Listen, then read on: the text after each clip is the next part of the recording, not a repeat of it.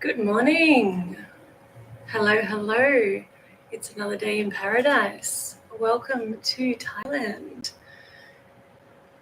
Who is online? Say hello if you're there. Let me know if there's anything you'd like to talk about.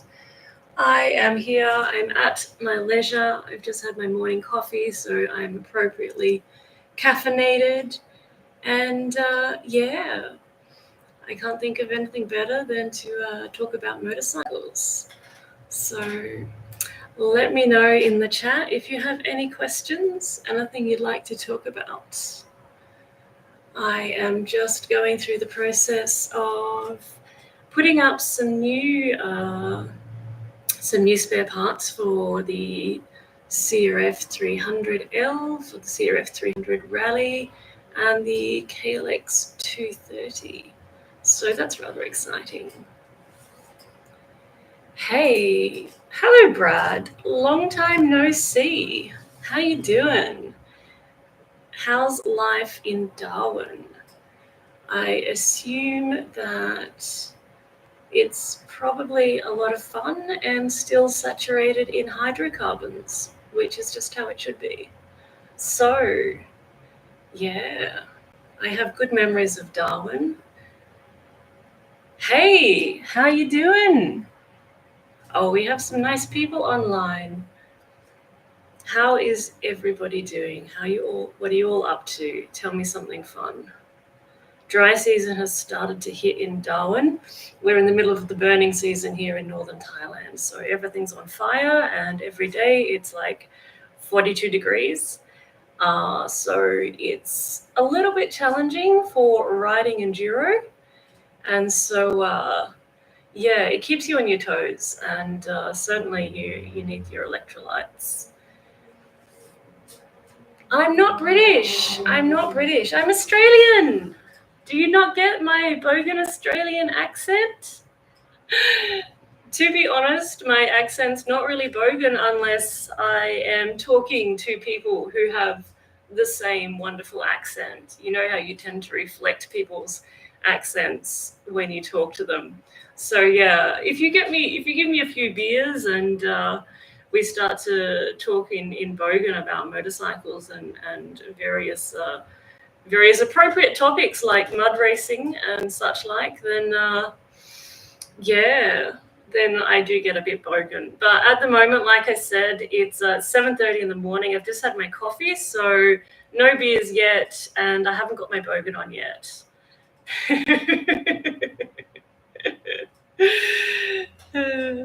Yeah, so my accent's Australian.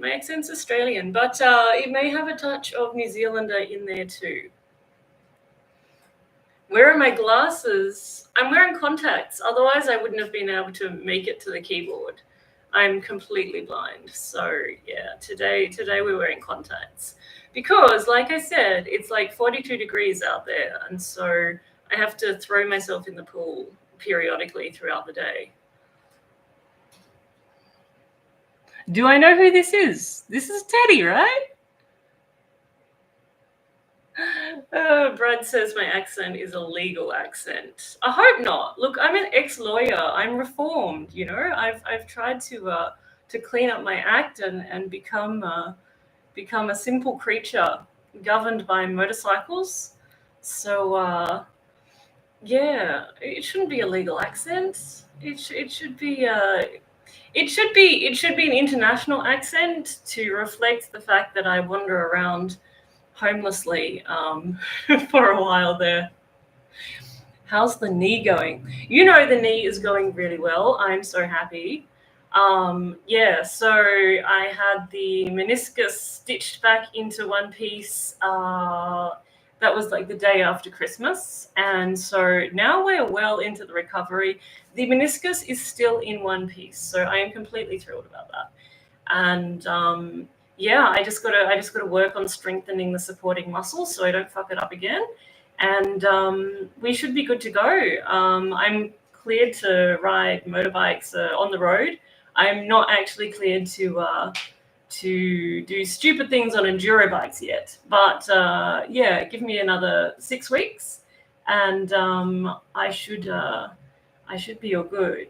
Hey, you're going, Teddy. All right. I will catch you later. I shall link you in next time I need to talk about something sophisticated with multiple cylinders because we need your expertise for that. My expertise at the moment is solely confined to single cylinders and keeping things pretty simple. my CBR has been it's been out on the road again. It needed a new thermostat sensor, and so now it's all good to go. And yeah, you got to send me some stickers so I can sticker it up and represent. All right, take it easy. So, Chip, your pegs. Have your pegs shipped yet? Your pegs have not shipped yet. They are supposed to be coming back to me on Monday. So today's Saturday here. So they're supposed to be coming back to me on Monday, and they should be good to go then. We've nailed down the design, and I'm happy with it. I sent it back a couple of times because so what I'm talking about here are the custom foot pegs for the CRF 300 and the CRF 300 Rally. We're making lowered foot pegs for those, and they're out of heavy duty steel. They're so strong, these foot pegs, and we've also sort of designed an extra reinforcement where it joins. At that point, where you get the most pressure on your welds, where it's perpendicular there. We've designed a special reinforcement there as well. So now I'm really happy with it, and they are pretty indestructible. And we should be good to go in a few days. But like I say, it's Saturday, so I got to wait for Monday to get those back. Now, Phil, your 1/2 inch down and 1/2 inch back foot pegs. So they are they're the iteration that are coming after the foot pegs I'm talking about for Chip. So they're going to be maybe another week. And I just want to make sure that I've got them completely right before I send them to you, obviously. Give me 1/2 second. I need to fix my microphone. It just fell down and nearly hit me on the head. So let me sort this out.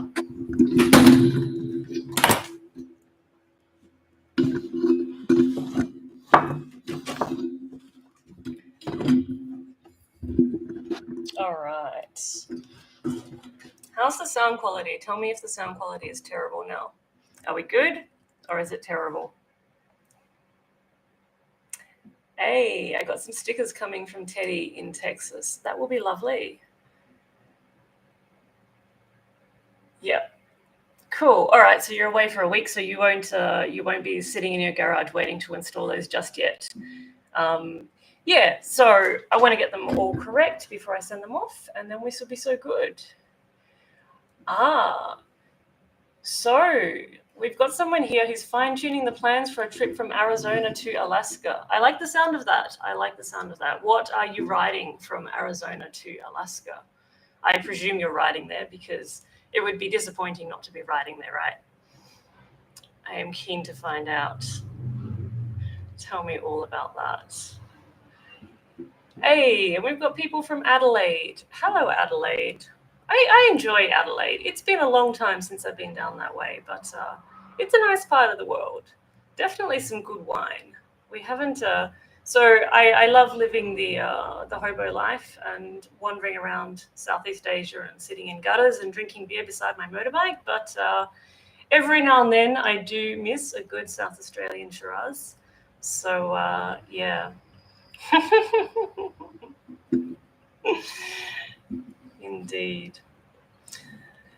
Anyway, where did I get to? I did have someone who wanted to talk about vibrations on the KLX 230. So they were telling me that they were finding it bothersome, the vibrations through the handlebars on the KLX 230, and what can we do about it? The first thing that I would say on that topic is I would say, what tire pressure are you running and what tires are you running? So I'm assuming the vibration that is a pain is occurring on the road because obviously off-road, the surface is not so hard, and you're not, the surface is not so smooth, so you're going to be less sensitive to vibration. So if we're on the road, are we running off-road tires on the road? In which case we are going to get some vibration. There's not a lot we can do about that, but dropping the tire pressure down a bit is going to cushion it a little more. In terms of parts that you could consider to even out those vibrations, I would probably consider cushion grips. I think Pro Taper makes some pretty good cushion grips. And so that would probably be the best way to do it, because the other option is you can get those vibration damping handlebar mounts, right? So the handlebar, the bar clamps, they've got a vibration damper in them. You can get them, but what they do is they're going to raise your handlebars first of all, which I don't recommend if you're riding off-road. I mean, if you're riding on the road, you want to raise your handlebars for comfort. I mean, you do you. Like, if you feel comfortable, then that's all good. But otherwise, like off-road, you're going to have a much stronger riding position if you keep your handlebars down nice and low. So if you can avoid anything that's going to raise your handlebars, I would say avoid that. So that's one of the reasons why I would be keen to avoid those vibration damping risers. And so I'd be going for the handguard, the cushion, the pillow grips, if that was bothering me a lot. And Phil, full wrap handguards, are they going to add vibration by stiffening the bars? Yes, they are. And particularly if you are using, you know how I sell those mounts so you can mount the inner end of your wraparound handguards to your triple clamp instead of mounting it directly to the handlebar, right? And so the advantage of that, of course, is that when you stack the bike, your wraparound handguards are not going to rotate up, and so they're going to stay where they're supposed to stay. You don't have to fix them, but also they're going to stay there and protect your levers like they're supposed to. So those brackets, though, they're definitely going to stiffen up your handlebars because they're making a really strong triangle between your wraparound guards and your triple clamps. So that would really stiffen it up. But yeah, also just having those wraparound handguards would probably stiffen them a little bit. If you run really flexible handlebars like motocross handlebars, that's going to absorb some of the vibration as well. Like motocross racing bars, they're really flexible. But I don't know if that would really be a great thing on an enduro bike. On my enduro bike, I want my handlebars to be stiff and resilient because I'm always, dropping them into a wall of rock or something like that. So I prefer to go for the super rigid setup. So I usually use Renthal twin wall. I use the Renthal twin wall fat bars. And with that twin wall construction, they're about as stiff as it gets. I add those handguards on, I add those triple clamp mounts on, and yeah, they're super stiff. So, but it doesn't bother me because I'm always riding off-road on my KLX. So yeah, so it depends the kind of usage that you're putting the bike to. Definitely don't run those wraparound handguards with the flexible handlebars because they're just going to, they're not going to work together. Obviously, one's trying to stiffen it up and the other's trying to make it more flexible. So yeah, your materials are going to be fighting with each other then. So it's a bit of a choice. It's always a trade-off with everything. Yeah, George, tell us about your multi-day mountain exploration trips. What to bring, what to expect? Oh, well, this is a good question. It depends. You can expect whatever. Well, you can expect adventure. You can expect a lot of fun, but also because mostly our trips, we build them around the people who are coming with us. We build them around the customer, and so you can tell me what you want. So if you want to do hard enduro every day, and you want to be, upside down in a canyon for half the day, we can totally do that. But if you want to have like a more chill experience in your life, you want to look at the scenery, you want to relax, you don't want to be completely exhausted at the end of the day, well, in that case, that's what we'll do. We have, in our heads, we have this map of trails that are going to link up all of our fuel points, all of our accommodation points, all of our food points, and we can choose your own adventure. Just tell me what you like and we'll do it. Um, the only time you're not going to have so much flexibility is if so we do a really long trip through to far northern Laos every year. So we do that in about December. So in the middle of winter. So that's when the weather here is just divine. Like sunny days, cool nights. It's really lovely. And if you come on that trip, that's not a private trip. That's an open trip. So anyone can sign up and come along. So in that case, you don't get to change the schedule every day according to what you feel like.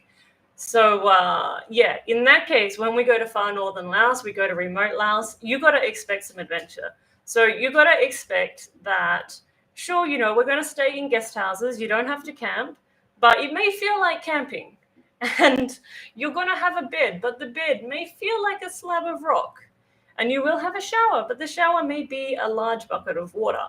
And, there's going to be delicious food, but sometimes the delicious food may be comprised of pig's brains, unless you opt otherwise. I mean, if you don't want pig's brains, let me know. I'll make sure you get no pig's brains. But, don't discount the pig's brains. If you're really hungry on top of a mountain, you need some protein, they're actually really quite good. And it's going to be you're going to get some spicy chicken soup. It's going to be delicious, but that chicken is going to be skinny. It's going to be skinny as a Byzantine. It's a chicken. It's been living its best life, in somebody's backyard. It's having an awesome time. And then, 10 minutes later, it's in your pot. So it's going to be super fresh, but it's going to be so skinny. So you better be ready to chew. So you got to expect that. And you also got to expect that we're going to do a lot of riding. We'll have a couple of rest days in there, and the riding's not super technical on that trip, but there's a lot of it. You got to keep your wits about you, and you got to be fit.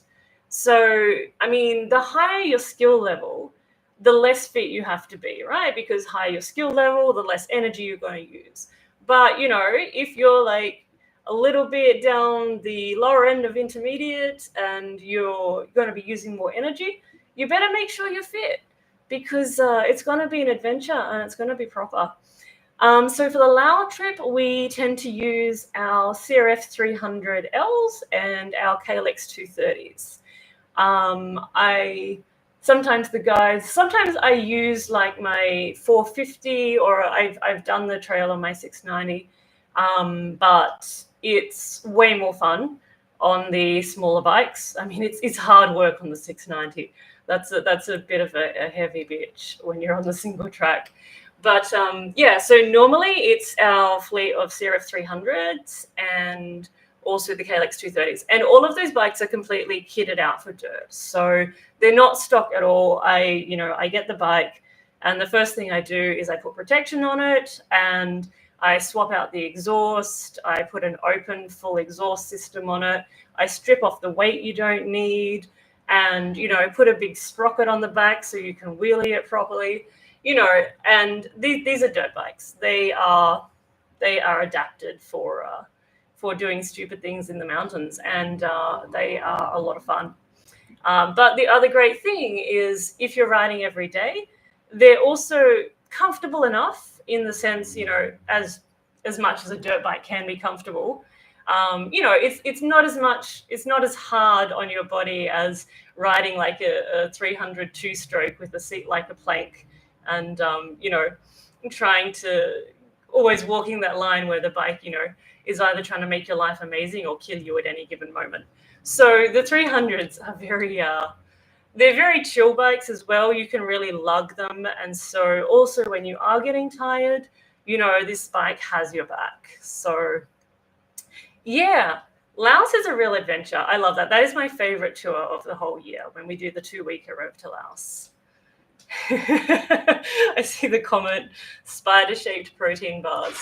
Yeah, that is a thing. That is a thing. I'm not super keen on it, but apparently you can live on it. So if you get me hungry enough, I might go for it.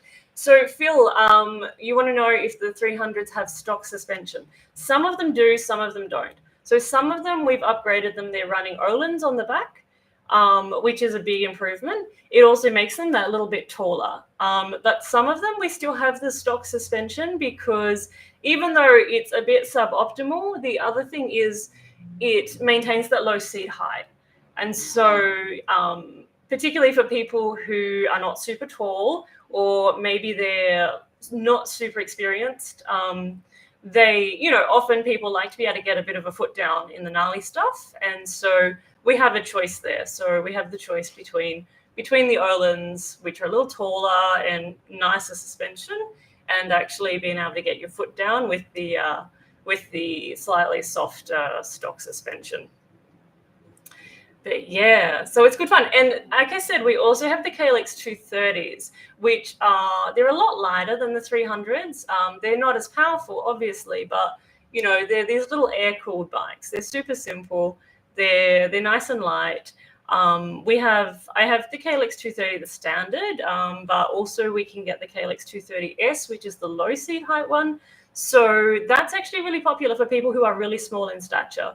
So like often when we have tours, we have a lot of women come on our tours, and if you're really small in stature, then sometimes you want to go for that lighter bike, and they're so approachable, these bikes. Like you feel like you could ride everywhere on them. And so yeah, depending on everyone's level of experience and their stature and how they like to ride, yeah, we've got a bike that's sort of set up in a way that you're going to enjoy.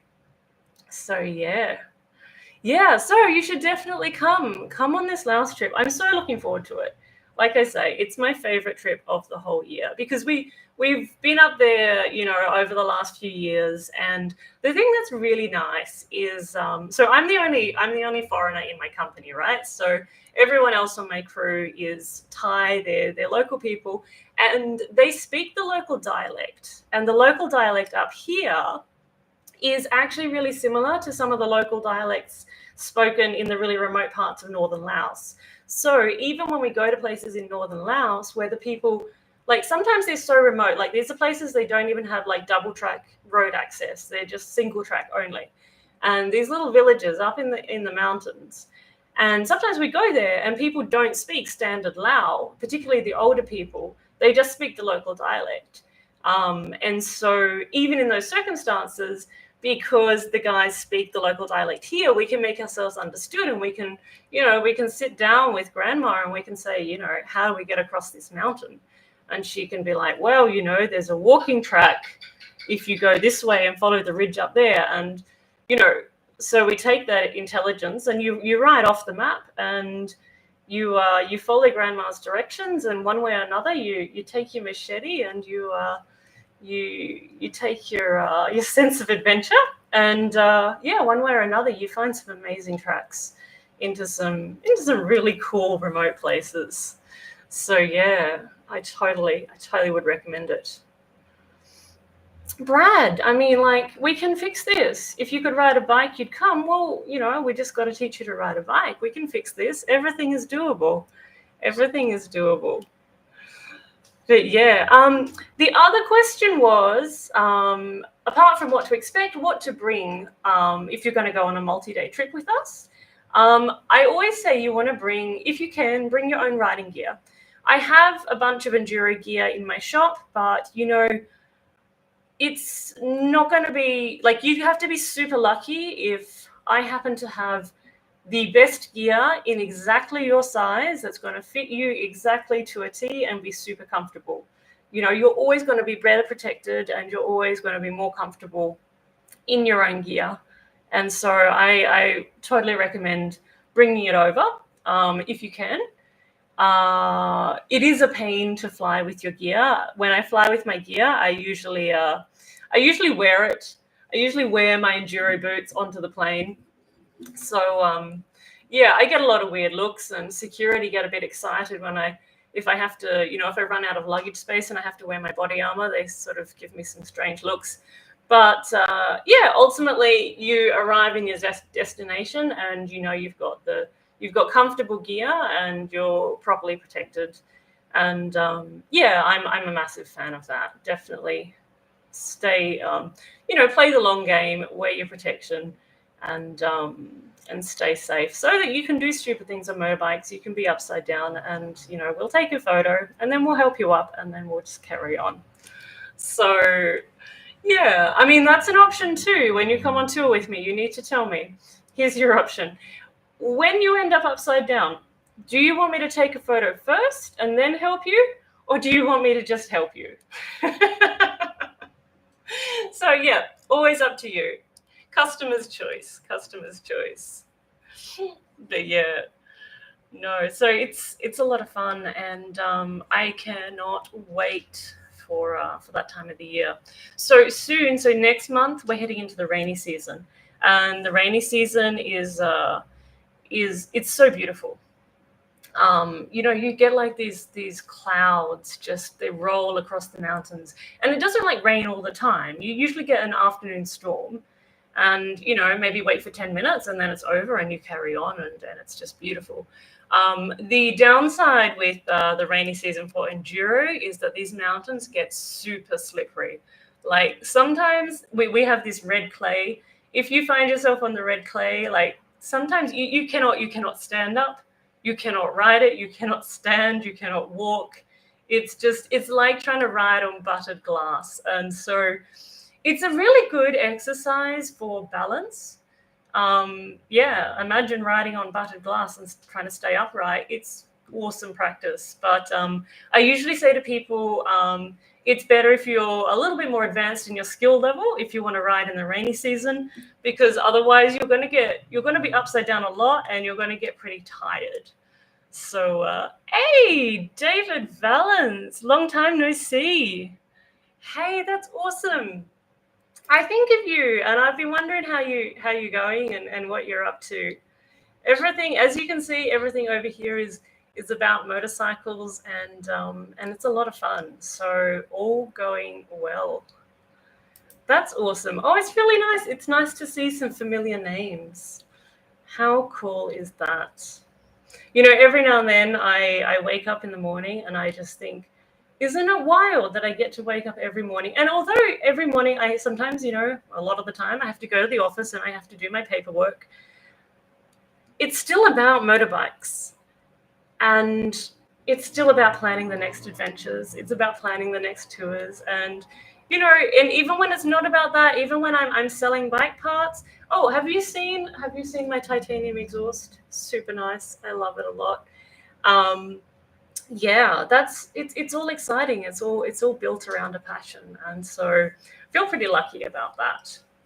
But yeah, so that's kind of what's happening. I've been making a lot of new parts as well. So again, KLX 230, CRF 300. If you don't have those bikes, I don't have a lot for you. Maybe a little bit I've got KLX 140 stuff. I've got KLX 300 stuff a little bit. But yeah, that's where the high volt production line is concentrating at the moment. And the best part of that, of course, is that I have to test out everything. So what are the arrival and departure dates for the December ride? I have not confirmed them yet. They're going to be in December. I am thinking it's going to be so we're going to leave about the second week of December. So it's going to be around 7 or 8 December, and that way we'll be back before Christmas. So yeah, it's about 2 weeks. If you have specific dates that you're working around, let me know, because I can take that into account when I lock in the date. I mean, otherwise it's going to be reasonably arbitrary. But that's the basic time frame. So it's about 2 weeks, the tour, and we'll be back before Christmas. But yeah, if you've got specific dates in mind, let me know, and if we can work with them, we'll do it, because we'd love to have you along. That would be cool. So yeah, and yeah, we can. That's another thing as well. I usually don't schedule a lot of open tours for for people to just join in. But if you want to come riding at a particular time in the upcoming season, so 6 months away, so the upcoming winter season, I've got plenty of time to plan. So if you want to say to me, I want to come in November on these days and do this kind of ride for this many days, and I wouldn't mind, it being a group ride, then I can build a group ride there and we can open it up to other people to come along as well. So yeah, we can build it. We can build the thing for you, and it will suit you perfectly. So will the last trip be up on my site? Yes, it will. So at the moment on the site, you can see some of the details from last year's Laos trip, which gives you a little bit of an idea of some of the places we go. There's a few photos, so you can sort of see like some of my favorite spots up there. And yeah, I will put it up. Would you like me to send you an email? Because I have an email list, and so when I finalize tour dates or I'm planning something fun or useful, whatever, I can send my customers a little email and say, hey, do you want to come? This is what's happening. So if you would like me to add you to the email list, just send me an email. My email is grace@highvoltmotorsport.com. And yeah, I'll add you to the list. Yeah, I'll just write my email for you so you can. Oh, you got it? All right, perfect. There we go. Yeah, so just drop me a line and I'll add your email to the list, and you won't miss anything. And yeah, that'll be fun. So it's a good way to start the morning. So yeah, I've just been drinking coffee, thinking about motorbikes, and thank you very much for bringing up my favorite topic, which is riding motorcycles around far northern Laos. It's pretty good. The beer in Laos is also really great. So Beer Lao is, Laos is kind of a communist country, so the brewery is national. So the government owns the Beer Lao brewery. But they're serious about the beer, and they imported all of their brewers from Germany. So they actually have some really nice beer going on in the most random, out of the way places in Laos. Like sometimes you have a hard time finding beer that's cold, but you never have trouble finding beer that's good. So that's always a nice thing at the end of your day. You come out of the jungle and there's a delicious beer waiting for you. I always look forward to crossing the border over into the excellent beer country. Not that Thai beer is like no good, but Lao beer is better. So yeah, life is full of delights. Absolutely. For sure. So yeah, and look, just other random options. We also have options. I don't know if you like to ride hard enduro, but that's also something we can do. We have Gas EC300s, the 2-strokes for the really hard enduro. But yeah, most of the time we tend to do more exploration. It can be a little bit gnarly, but usually it's not like the whole day is not gnarly. And so, you get to look at the scenery a bit, as well as, having the fun of seeing if you can get through this section. Brad wants to know, how about a beer and a beach tour for people who can't ride? Well, Brad, here's the other thing, right? On some of our tours, we run the 4-wheel drive support vehicle. So if you don't actually ride, you have the option of, you get to like ride in the 4-wheel drive support vehicle. You get like your own driver, your own tour guide, and you basically get to like go on this fantastic chauffeured tour of these amazing parts of the world. And your only job is to make sure that the esky is full of cold beers. And apart from that, you just like enjoy your life and enjoy the scenery and go and have 4-wheel driving adventures instead. And then at the end of the day, or at the end of the trail, or at lunchtime, or whenever, we rendezvous and swap stories about the stupid things we did on motorbikes and the possibly stupid things you guys did in the 4-wheel drive as well, which is always fun. Yeah, and this is also an option. Like sometimes we have like couples or families, and one person rides and the other person doesn't, but they still want to come along and like have the adventure. And so yeah, we've always got that option. We say, oh, you can do it by 4-wheel drive, and we'll do it by dirt bike, and we'll meet you in the middle. There you go. Yep, we'll let you drive a little. You can pick the fun looking bits and nominate yourself as driver. Don't shake up my beer too much. But yeah, no, it's a lot of fun. One of the nice things about this part of the world is you got freedom to do whatever you want to do. Clinton, how you doing? Nice to see you. Clinton actually knows all about this because he and his wonderful wife have been on tour with me. Clinton has been up the mountains on the dirt bikes with me, and Camille has enjoyed the chauffeured 4-wheel drive experience. So yeah, you guys are the expert on this. You can give us a star rating for our 4-wheel drive tours as well. But yeah. Anyway, what else can I help with? Were there any more questions about any of these spare parts or anything?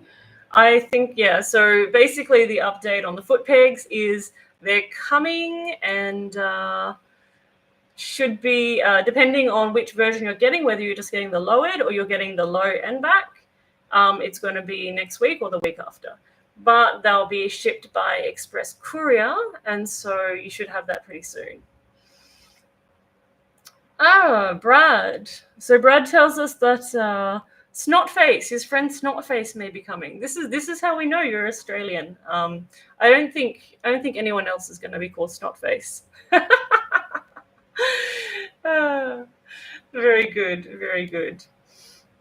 Yeah. Well, anyway, I'm always available to chat and answer questions and talk about motorbikes. And so yeah, let me know, and I might do this again sometime. I'll put up a schedule and drop in and say hello. Yeah. Thank you everyone for coming. I am going to leave you all in peace to get on with your evening, and I'm going to go and finish some of the less exciting stuff I have to do, and yeah, plan the next adventure. Send me an email if you want to be on the High Volt mailing list so that I can keep you updated on when we're going to go and do exciting things. Alrighty, so I'm going to catch you all later. Thanks for coming. Take it easy. Bye-bye.